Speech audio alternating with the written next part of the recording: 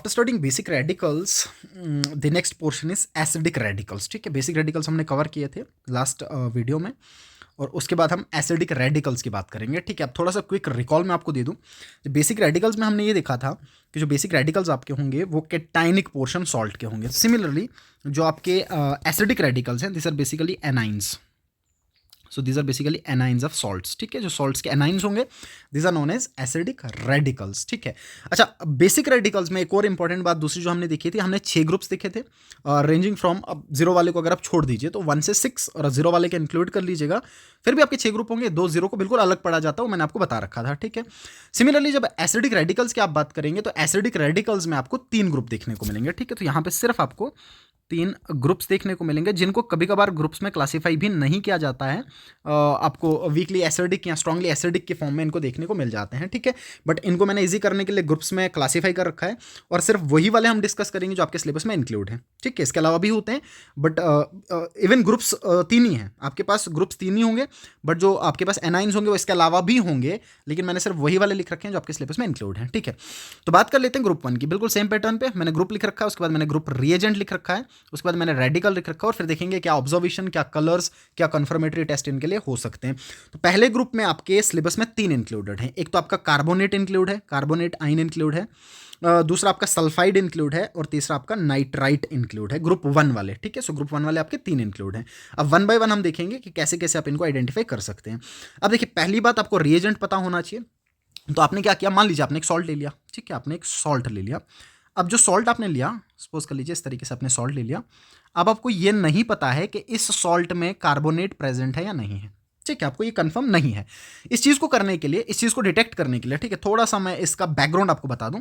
इस चीज़ को पता करने के लिए बेसिकली स्टार्टिंग में 2 तरीके के टेस्ट होते हैं। एक को आप ड्राई टेस्ट पढ़ते हैं, एक को ड्राई टेस्ट कहा जाता है, और दूसरे को वेट टेस्ट कहा जाता है। ठीक है ना, बात समझिएगा इस बात को, इसको समझिएगा आप। एक को वेट टेस्ट कहा जाता है। सर ड्राई टेस्ट इसलिए, ड्राई टेस्ट का मतलब ये होता है कि सॉल्ट आपका सॉलिड फॉर्म में था, आपको सॉलिड फॉर्म में ही आइडेंटिफाई करना। मान लीजिए आपने कलर देख के आइडेंटिफाई कर लिया, या टेक्सचर देख के आइडेंटिफाई कर लिया, या फ्लेम लगा के आइडेंटिफाई कर लिया। सो इस तरीके से जो आइडेंटिफिकेशन होता है उसको आप ड्राई टेस्ट कहते हैं, या इसको आप प्रिलिमिनरी टेस्ट भी कहेंगे। ठीक है, लेकिन इससे ये संभावना नहीं हो पाती, इससे ये कंफर्म नहीं हो पाता कि आपके पास कार्बोनेट या कोई भी तरह का एनाइन या कोई भी तरह का कैटाइन प्रेजेंट था या नहीं था। सो इस चीज को कंफर्म करने के लिए आप वेट टेस्ट करते हैं, जिनको आप कंफर्मेटरी टेस्ट करते हैं, और वेट का मतलब सॉल्यूशंस में। ठीक है ना, ये बात तो खुद में अपने आप को एक्सप्लेन कर रहा है। वेट टेस्ट का मतलब सॉल्यूशंस आपको बनाने हैं, कुछ सॉल्यूशंस में आपको टेस्ट करना है, और ड्राई टेस्ट का मतलब कि आपको सॉलिड फॉर्म में ही इसके लिए कुछ टेस्ट ऐसे करने हैं, फ्लेम लगा के जला के देख लिया, या मान लीजिए इसका स्मेल करके आपने देख लिया, कलर देख लिया, इस तरीके से। ठीक है, सो जो कंफर्मेशन आपको मिलेगा वो आपको वेट टेस्ट से मिलेगा। ठीक है, अब कार्बोनेट एनाइन आपके सॉल्ट में प्रेजेंट था या नहीं था, इस चीज को आप कैसे पता करेंगे। ठीक है, तो हमने क्या कर लिया, सॉल्ट ले लिया। अब जब आपने सॉल्ट ले लिया तो ध्यान में रखिएगा, जो रिएजेंट आपको टेस्ट करने के लिए लगाना है, दैट इज डाइल्यूट H2SO4 और dilute HCl। This is very very important, dilute, क्योंकि ग्रुप सेकंड वालों के लिए आपको कॉन्सेंट्रेटेड लगाना पड़ेगा। तो अब आपने क्या कर दिया, आपने डाइल्यूट HCl लगा दिया। डाइल्यूट HCl, आपने टेस्ट ट्यूब ले लिया, आपने टेस्ट ट्यूब ले लिया, और इस टेस्ट ट्यूब में आपने सॉल्ट डाल दिया, या आपने सॉल्ट डाल दिया। ठीक है, ये आ गया आपका सॉल्ट, और इस सॉल्ट के बाद इसी में आपने क्या ऐड कर लिया, सेकंड हमने इसमें ऐड कर लिया डाइल्यूट H2SO4। ठीक है, ये लगा लिया हमने डाइल्यूट H2SO4।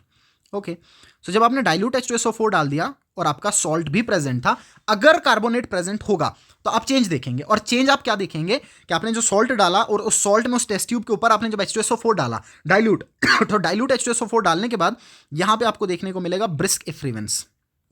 ब्रिस्क इफ्रिवेंस एकदम से आपको बुलबुले से देखने को मिलेंगे। ठीक है ना, इफ्रिवेंस समझ रहे हैं आप, एकदम से आप देखेंगे द गैस फिजेस आउट, गैस एकदम से बबल्स की फॉर्म में बाहर आएगा, एकदम से बबल्स, इंस्टेंट बबल्स बनना स्टार्ट हो जाएंगे, और गैस इवॉल्व होगा। और वो गैस कैसा होगा, यहां पे मैंने लिख रखा है, देखिएगा कि आपको ब्रिस्क इफ्रिवेंस देखने को मिलेंगे कलरलेस और ओडोरलेस गैस के। ठीक है, कलरलेस और ओडोरलेस गैस का कोई कलर नहीं होगा। So brisk effervescence of colourless and odour, ये सारी चीजें आपको ध्यान में रखनी पड़ेंगी।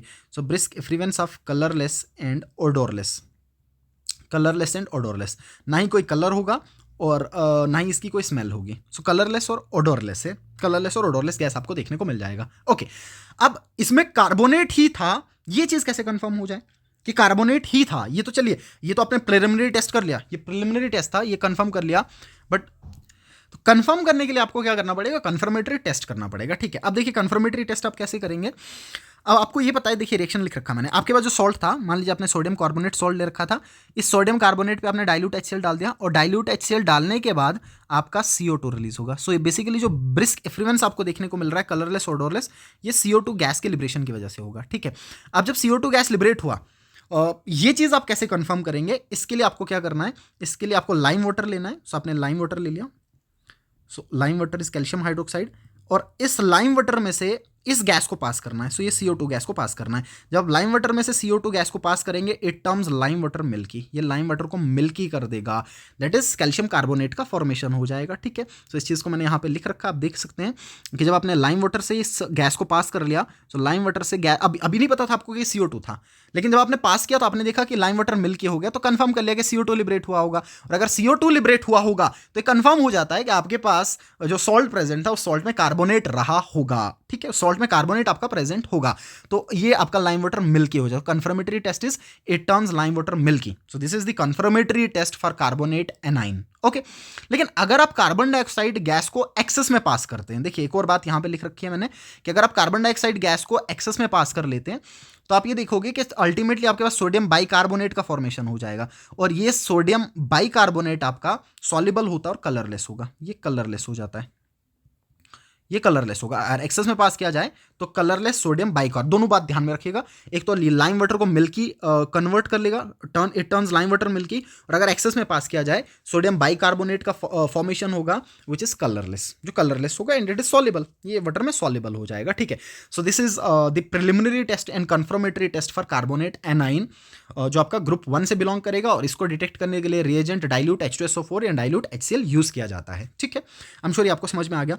अच्छा, सेकंड, पहले ही ग्रुप का, इसी पहले ग्रुप में, फर्स्ट ग्रुप ही चल रहा है, फर्स्ट ग्रुप में जो सेकंड एनाइन आपके सिलेबस में इंक्लूड है वो सल्फाइड है। ठीक है, आपने फिर से क्या किया, सेम कहानी में रिपीट कर रहा हूं, आपने फिर से क्या कर लिया, सॉल्ट ले लिया। ठीक है, आपने फिर से सॉल्ट ले लिया। अब इस सॉल्ट में आपका सल्फाइड आइन प्रेजेंट है या नहीं है, इस चीज को आप कैसे कंफर्म करेंगे, तो प्रिलिमिनरी टेस्ट, जो ड्राई टेस्ट की बात मैं नहीं कर रहा हूं यहां पे, ठीक है ना, क्योंकि वो उतने यूजफुल नहीं है, उनसे कंफर्मेशन आपको देखने को नहीं मिलता है।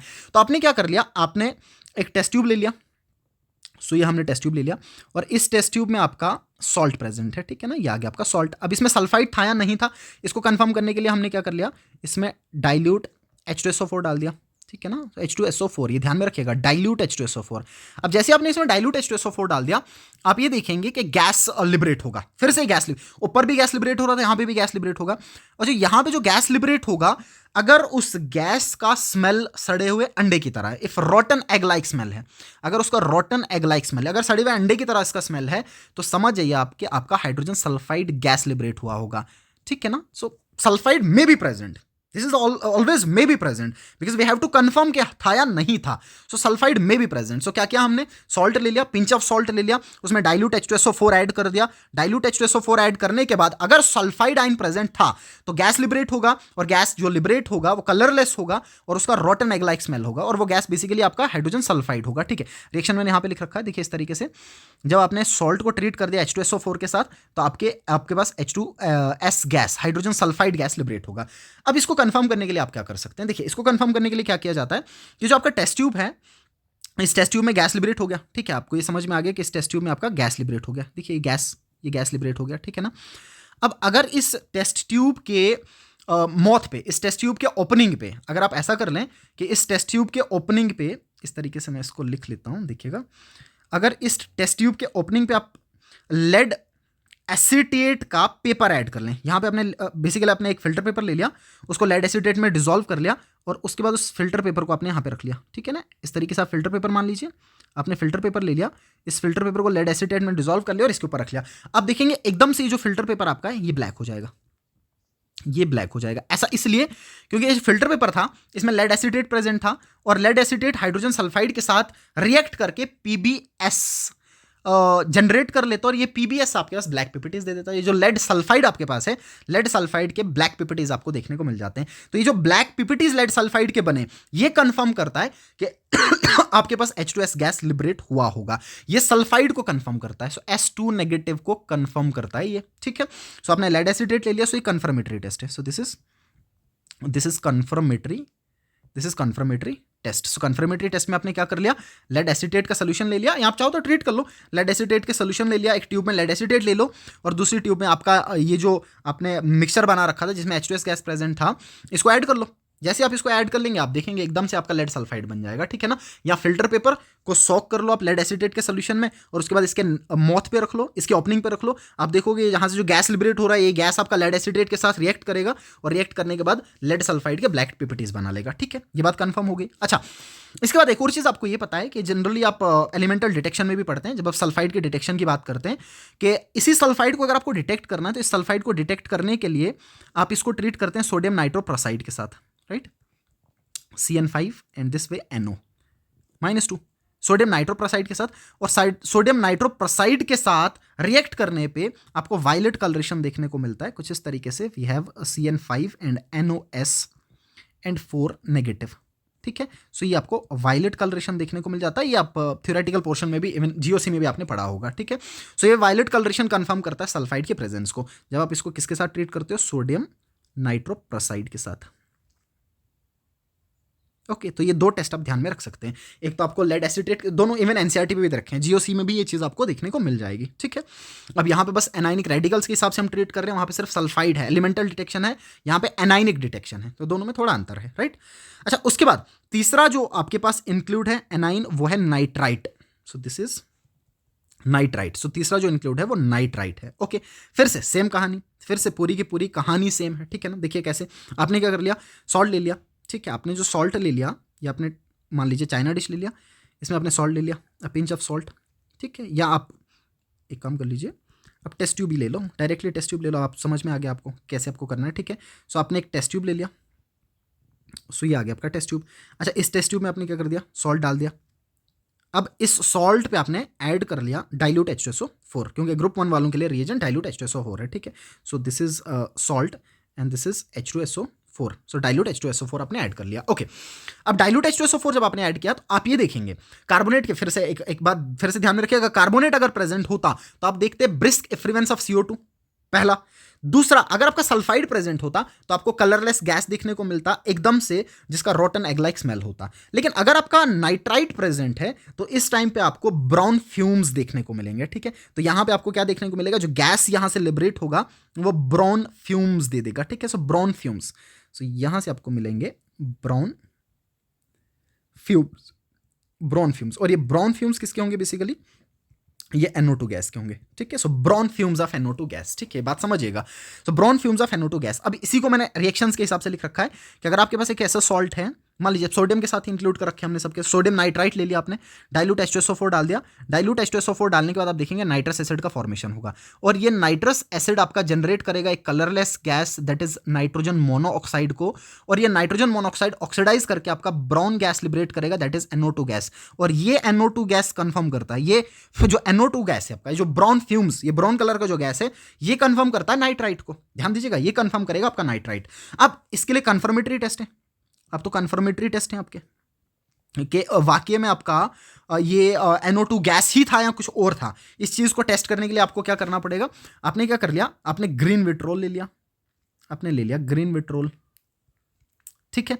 और ग्रीन विट्रोल के साथ जब आपने इसको रिएक्ट करवाया FeSO4.7 टाइम्स H2O, तो ये जो NO गैस, ये जो NO कलरलेस गैस था, जो कलरलेस गैस आपका था, ये कलरलेस गैस के साथ कंबाइन करके ब्राउन कलर दे देता है, ठीक है। तो अगर ब्राउन कलर, अब ये ब्राउन कलर दो तरीके से आ रहा है, अगर आपने ग्रीन विट्रोल ऐड कर दिया तब भी ब्राउन कलर आ रहा है, और ग्रीन विट्रोल ऐड ना किया और ये NO आपका ऑक्सीडाइज करके NO2 में कन्वर्ट हो गया तब भी ब्राउन कलर आ रहा है, ठीक है ना। तो ये उतना ऐसा मान लीजिए, उतना कंफर्मेशन के लिए उतना एक, और आप ऐसा मान लीजिए कि एक टफ पॉइंट नहीं है, ठीक है ना, इतना हार्ड पॉइंट नहीं है, ठीक है।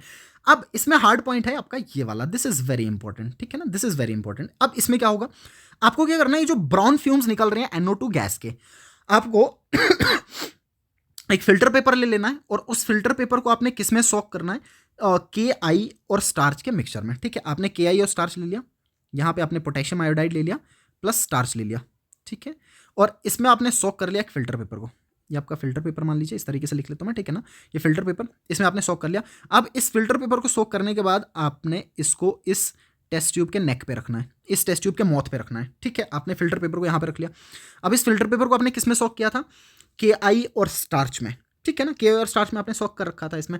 जब NO2 गैस जो यहाँ से लिबरेट होगा वो इस फिल्टर पेपर के साथ रिएक्ट करेगा। जिस फिल्टर पेपर में आपका के आई प्रेजेंट था तो ये आपका आयोडीन लिबरेट करेगा, सो यहाँ से I2 का लिबरेशन होगा।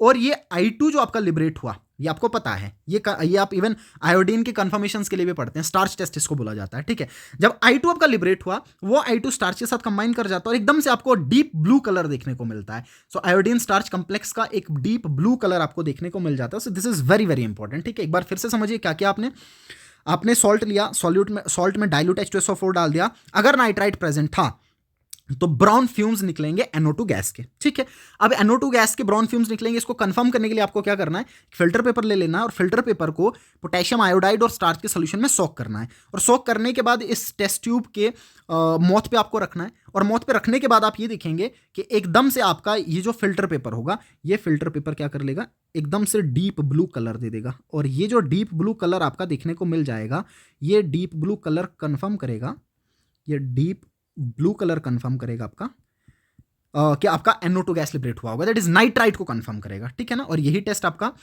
इवन स्टार्च के लिए भी हो जाता है, जिसको आप आयोडीन टेस्ट पढ़ते हैं, राइट। सो ये आ गया आपका नाइट्राइट। जो पहले वाले ग्रुप के 3 इंक्लूड हैं, 2 इसमें एसिटेट भी होता है, देखो इसमें एसिटेट भी होता है, CH3CO नेगेटिव एसिटेट आयन भी होता है, बट क्योंकि उसकी केमिस्ट्री आपके सिलेबस में इंक्लूड नहीं है तो उस वाले को हम पढ़ेंगे नहीं जनरली, बट होता है ये भी है। ठीक है ना, एसिटेट भी होता है, इसको भी ध्यान में रख लीजिएगा। तो ये आ गया आपके ग्रुप 1 वाले, एक तो कार्बोनेट आ गया, एक सल्फाइड आ गया और नाइट्राइट आ गया। ठीक है, I'm sure आपको तीनों ध्यान में होंगे, तीनों आपको समझ में आ गए, राइट।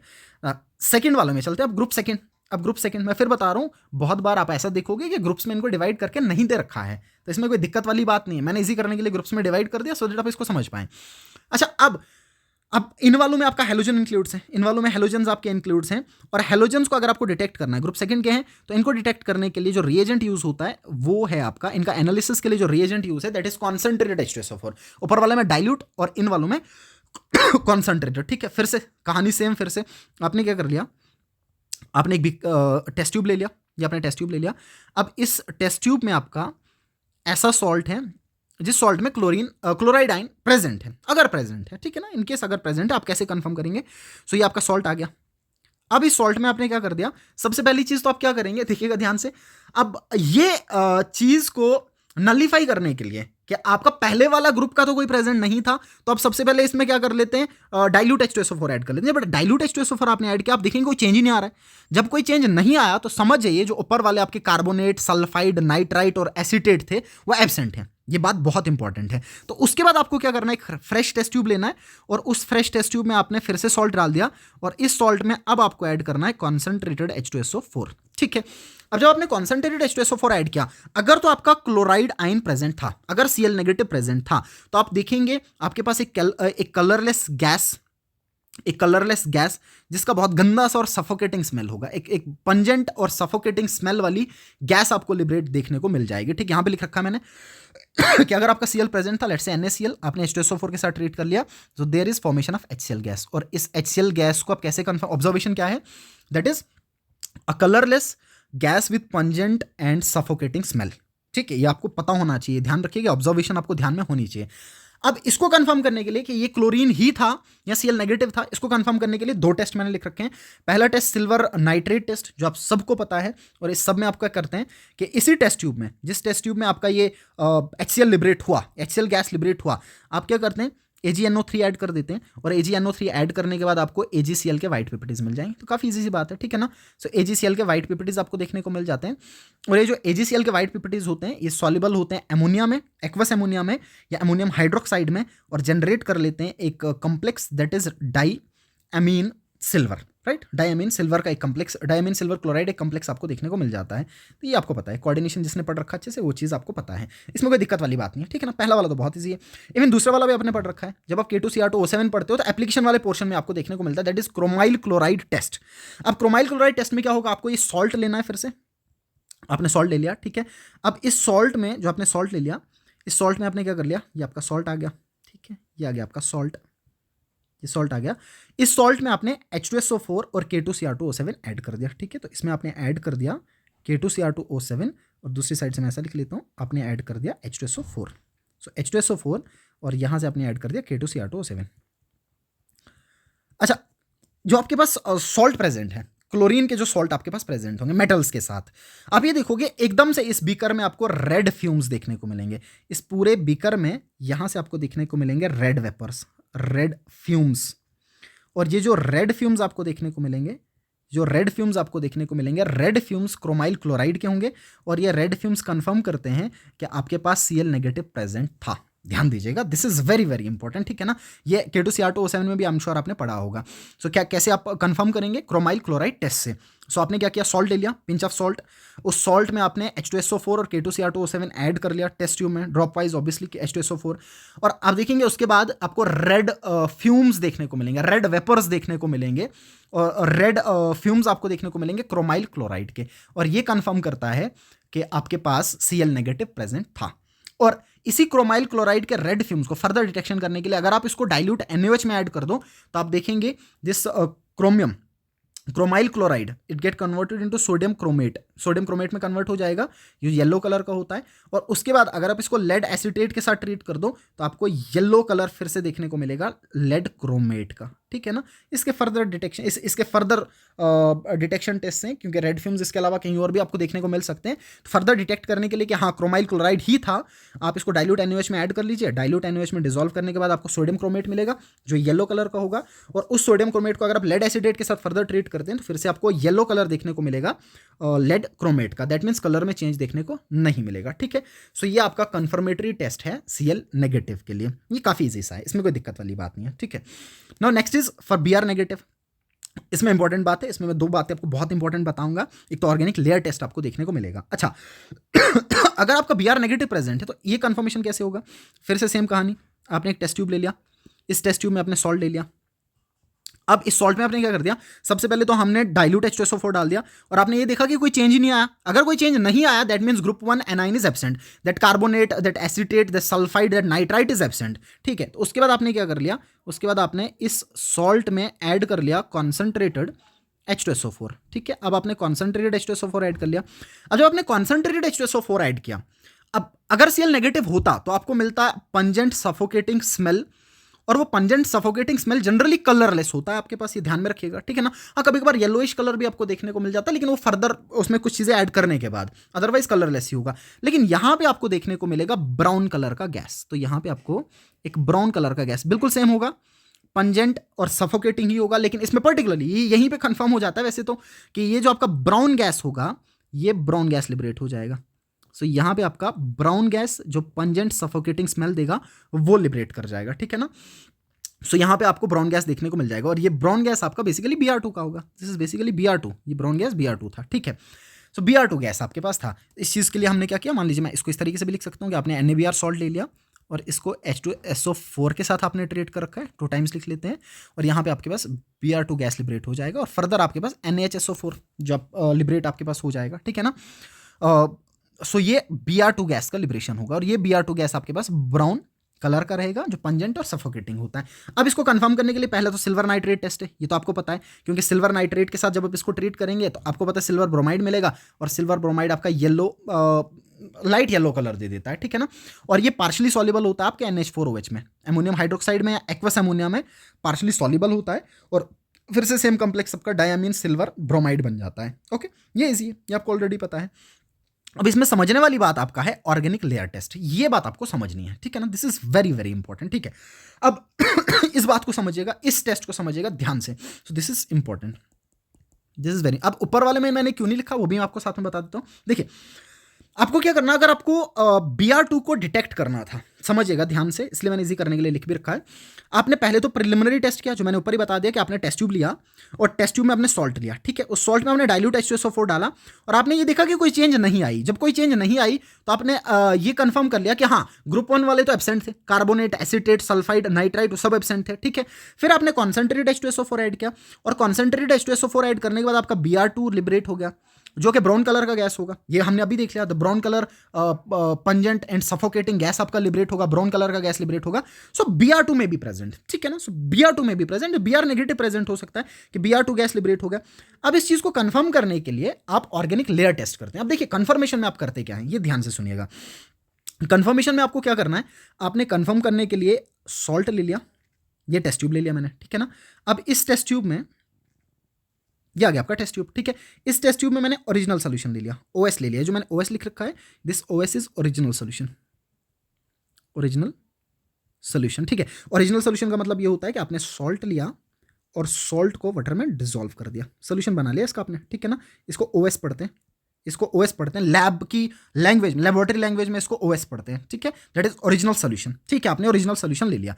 अब इस ओरिजिनल सोल्यूशन में आपको क्या करना है, इस ओरिजिनल सोल्यूशन में आपने ऐड कर दिया क्लोरोफॉर्म, कोई भी आपको सॉल्वेंट ऐड करना है ऑर्गेनिक। सो यहां पे मैंने ऐड कर दिया ऑर्गेनिक सॉल्वेंट, ऑर्गेनिक सॉल्वेंट। और मोस्टली आप ऑर्गेनिक सॉल्वेंट्स में यूज करते हैं या तो क्लोरोफॉर्म का, या तो CCl4 का, या CS2 का, ठीक है ना। लेकिन मेजोरिटी में आप CCl4 का ही यूज करना प्रेफर कर लेते हैं। दो इनके अलावा भी ऑप्शन है, मैंने लिख रखे हैं ये भी, ठीक है।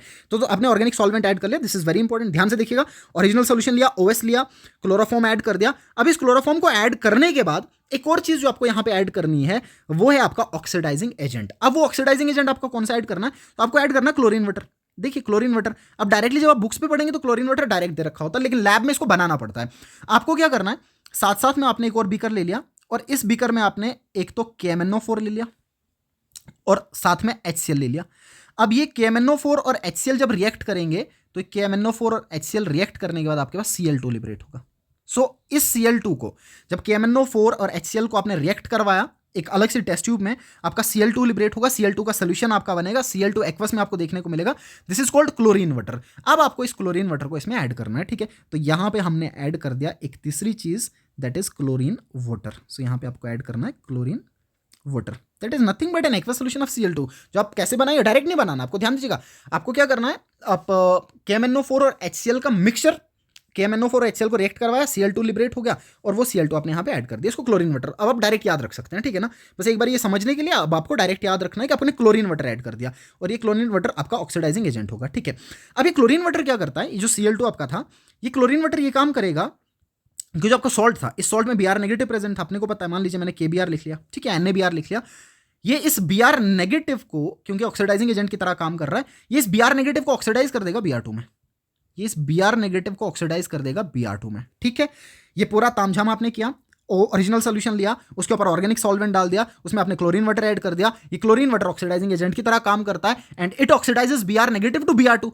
और जैसे ही Br2 आपका बना, this Br2 is covalent in nature, this Br2 is covalent in nature and it is soluble in organic solvent. तो ये Cl2, ये जो Br2 लिबरेट हुआ, ये Br2 क्या करेगा, ये ऑर्गेनिक सॉल्वेंट जो आपके पास था, अब आपके पास दो सॉल्वेंट आ गए ना, एक वाटर भी है और साथ में ऑर्गेनिक सॉल्वेंट भी है, तो अब भी आप ये देखेंगे कि आपके दो लेयर्स बनेंगे। अब एकदम से तो मिलेगा नहीं, आपको शेक करना पड़ेगा। देखिए आपने एकदम से शेक किया, इस पूरे टेस्ट ट्यूब को आपने शेक किया और शेक करने के बाद आप ये देखेंगे कि जो Br2 आपका बना, ये Br2 आपका ऑर्गेनिक लेयर में आके बैठ जाएगा। सो ये Br2 आपका ऑर्गेनिक लेयर में बैठेगा, दैट इज CCl4। जो CCl4 आपका नीचे प्रेजेंट था ऑर्गेनिक सॉल्वेंट, उसमें आपका Br2 मिलेगा और एक ब्राउन लेयर बनेगा और ऊपर आपका एक ट्रांसपेरेंट लेयर बनेगा जो एक्वस का था, जो पानी का था, ठीक है। ये कंफर्म करता आपका कि Br नेगेटिव प्रेजेंट था। This is known as organic layer test, ठीक है। आप समझ गए ऑर्गेनिक लेयर कैसे बनी आपके पास, दिस इज वेरी इंपॉर्टेंट, ठीक है ना। इसको ऑर्गेनिक लेयर टेस्ट बोलते हैं। अच्छा, ऊपर वाले केस में ये काम हमने नहीं किया, क्लोरीन के केस में ये काम नहीं किया, ऐसा इसलिए क्योंकि क्लोरीन के केस में ऑर्गेनिक लेयर टेस्ट अगर आप करते, सो ऑर्गेनिक लेयर टेस्ट आपको कलरलेस मिलता, ये कलरलेस मिलता, तो इससे कोई कंफर्मेशन आपको मिलता ही नहीं, क्योंकि Cl2 वो जो आपका Cl2 था, वो Cl2 अगर आप CCl4 में डिसॉल्व करके वो लेयर बनवाना चाहते तो वो कलरलेस होता। तो इससे कोई कंफर्मेशन थोड़ी ना मिलता आपको, तो कलरलेस हो गया। अब क्योंकि यहाँ पे अच्छा खासा ब्राउन कलर का एक लेयर देखने को मिल रहा है तो कंफर्मेशन हो गया, ठीक है। This is known as organic layer test. So क्या करते हैं आप ऑर्गेनिक लेयर टेस्ट में? So in organic layer test for the confirmation of Br negative, we have to take a test tube, and in that test tube we have to take the original solution, which is basically a salt plus water mixture, and to that salt plus water mixture we have to add the organic solvent, which is CCl4 or chloroform or carbon disulfide, and then chlorine water. The chlorine water has to be added. Now since this chlorine water behave as an oxidizing agents, it oxidizes the Br negative of salt to Br2, and that Br2 being covalent in nature, it is soluble in CCl4, it is soluble in organic solvent, and it forms a separate brown layer of Br2 in CCl4, and there is a separate brown layer and transparent layer, and इस चीज से आप confirm कर सकते हैं, brown layer से आप confirm कर सकते हैं कि आपका Br नेगेटिव प्रेजेंट है। तो this is very very important, right. Now next one is I negative. अच्छा, आई नेगेटिव के कंफर्मेशन के लिए आप कैसे पता करेंगे? सेम पूरी कहानी सेम, आप समझ गए। आप टेस्ट ट्यूब ले लिया, सॉल्ट डाल दिया, सॉल्ट के बाद कॉन्सेंट्रेटेड H2SO4 डाल दिया, और कॉन्सेंट्रेटेड H2SO4 डालने के बाद आपको वायलेट वेपर्स मिल जाएंगे, ठीक है। कैसे वेपर्स देखने को मिल जाएंगे? Violet vapours. ऊपर वाले में ब्राउन थे, पहले वाले Cl नेगेटिव के केस में कलरलेस थे, और यहाँ पे आपको वायलेट वेपर्स देखने को मिल जाएंगे, ठीक है। कंफर्म करने के लिए सिल्वर नाइट्रेट टेस्ट, ये आपको पता है। आप सिल्वर नाइट्रेट टेस्ट में आपने क्या किया? सिल्वर सेम कहानी AgI बनेगा, राइट ना, इसको तो बताने की भी जरूरत नहीं, आपको पता है ये पहले से ही। आपको येलो पिपिटिस देखने को मिल जाएंगे, ठीक है। अच्छा, ऑर्गेनिक लेयर टेस्ट यहाँ पे भी होता है, पूरी की पूरी कहानी सेम है, पूरी की पूरी कहानी सेम। सॉल्ट ले लिया, सॉल्ट के बाद आपने ऑर्गेनिक सॉल्वेंट ले लिया, फिर क्लोरीन वाटर ऐड कर दिया। क्लोरीन वाटर ऐड करने के बाद आपको पता है कि क्लोरीन आई नेगेटिव को I2 में ऑक्सीडाइज कर देगा, और ये I2 आपका CCl4 में, ये I2 और CCl4 आपका, ये CCl4 और इस CCl4 में जब I2 आपका मिलेगा तो वायलेट कलरेशन, ठीक है ना। सो I2 का एक लेयर आपको देखने को मिल जाएगा, वायलेट कलरेशन। सेम कहानी, अभी आप खुद से भी समझ सकते हैं, इसको डिटेल में बताने की जरूरत नहीं है। आई एम श्योर आप Br नेगेटिव समझ गए तो ये चीज़ आपको पता है कि कैसे होगा, ठीक है। अच्छा, इसी सेकेंड ग्रुप में एक दूसरा एनाइन जो आपका इंक्लूड है, दैट इज नाइट्रेट। ऊपर वाले में नाइट्राइट था, and this one is nitrate, ठीक है ना। वो नाइट्राइट था, ये नाइट्रेट है, ठीक है। सो आपने क्या किया? आपने एक टेस्ट ट्यूब ले लिया फिर से। सो आपने एक टेस्ट ट्यूब कंसिडर कर लिया, टेस्ट ट्यूब ले लिया, इस टेस्ट ट्यूब में आपने सॉल्ट ले लिया, और इस सॉल्ट में आपने H2SO4 डाल दिया कॉन्सेंट्रेटेड, ठीक है।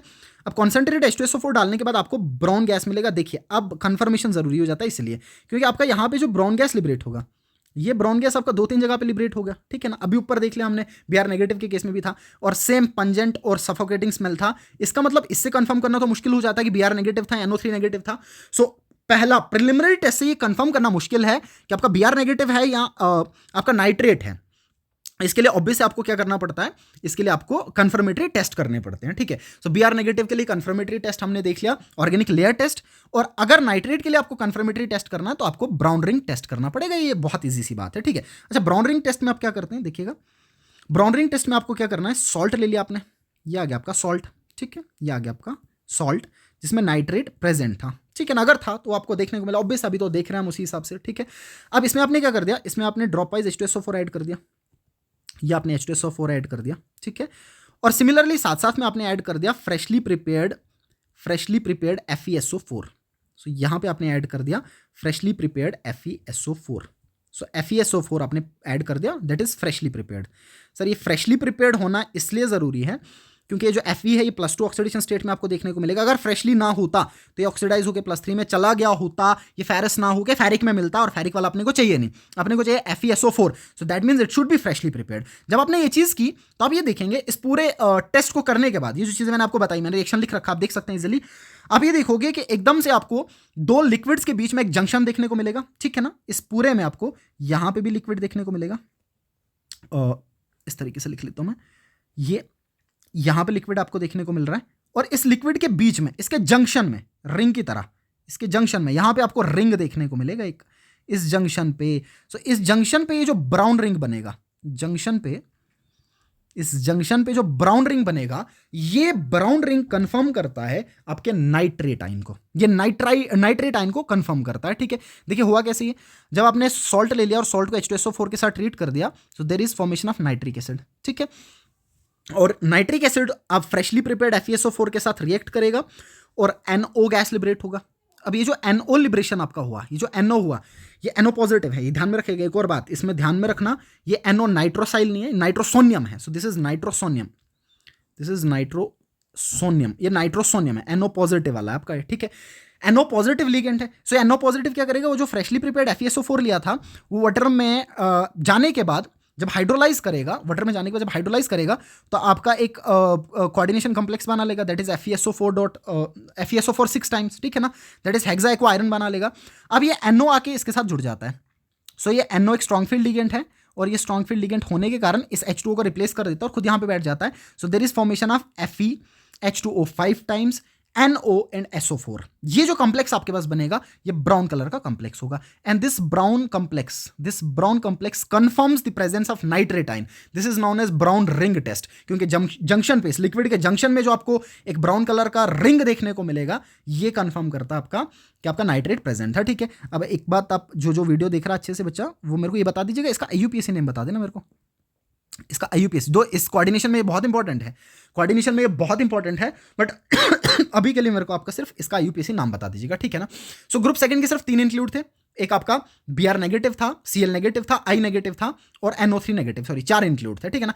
F नेगेटिव इंक्लूड नहीं था, ठीक है, F नेगेटिव इंक्लूड नहीं था, उसको पढ़ेंगे भी नहीं, अदरवाइज F नेगेटिव आपका ग्रुप 3 में आता है, F नेगेटिव आपका ग्रुप 3 में आ जाता है, ध्यान में रखिएगा, ठीक है। बट क्योंकि वो दे नहीं रखा था उसको हम पढ़ेंगे ही नहीं, ठीक है, सिलेबस में है नहीं आपके। अब ग्रुप 3 में आपका सिर्फ एक ही है जो सिलेबस में दे रखा है, होता एक नहीं है बट सिलेबस में एक ही दे रखा है, दैट इज सल्फेट आइन। सो आपका सल्फेट आइन, सल्फेट आइन आपका दे रखा है, ठीक है ना। अब इस सल्फेट आइन को डिटेक्ट करने के लिए जो रिएजेंट यूज किया जाता है वो बैरियम क्लोराइड, ये सबसे ईजी है, ठीक है। आपने बैरियम क्लोराइड का यूज कर लिया, कुछ नहीं करना, आपने टेस्ट ट्यूब ले लिया, टेस्ट ट्यूब में आपने सॉल्ट ले लिया, ठीक है। अब सॉल्ट में आपका सल्फेट आयन प्रेजेंट था, मान लीजिए आपने सॉल्ट ले लिया Na2SO4, ठीक है। अब इस पे आपने क्या कर दिया, अब रिएजेंट याद रखिएगा, अब H2SO4 नहीं है, बार बार H2SO4 में याद दिया, अब BaCl2 है, अब आपने ऐड कर दिया इसमें BaCl2। जब आपने BaCl2 इसमें ऐड कर दिया, अब देखेंगे BaCl2 और Na2SO4 आपस में रिएक्ट करके क्या कर लेगा, BaSO4 जनरेट कर लेगा, जो कोऑर्डिनेशन में भी आप बहुत अच्छे से पढ़ लेते हैं, ठीक है। और इसके आपको देखने को मिलेंगे व्हाइट पिपिटीज। सो ये व्हाइट पिपिटीज आपको देखने को मिलेंगे और ये व्हाइट पिपिटीज को जब आप HCl में डिसॉल्व करना चाहें तो ये HCl में इनसॉल्युबल होंगे, ये HCl में इनसॉल्युबल होंगे। ये कंफर्म करता है कि आपका सल्फेट प्रेजेंट था, सो ये कंफर्म करेगा आपका सल्फेट प्रेजेंट था, राइट। सो कैसे कंफर्मेशन होगा आपने देख लिया, ये ग्रुप 3 के लिए, राइट। सो ये वाला जो था एसिडिक रेडिकल्स या एनायनिक रेडिकल्स आपके सिलेबस में इंक्लूड थे। ये इतना ही है, बस इतना ही आपको ध्यान में रखना है, इन्हीं पोर्शंस को आपको अच्छे से पढ़ना है, इससे बाहर आपको क्वेश्चंस देखने को नहीं मिलेंगे, इन्हीं से सवाल आपके बनेंगे, ठीक है ना। So thank you so much for watching.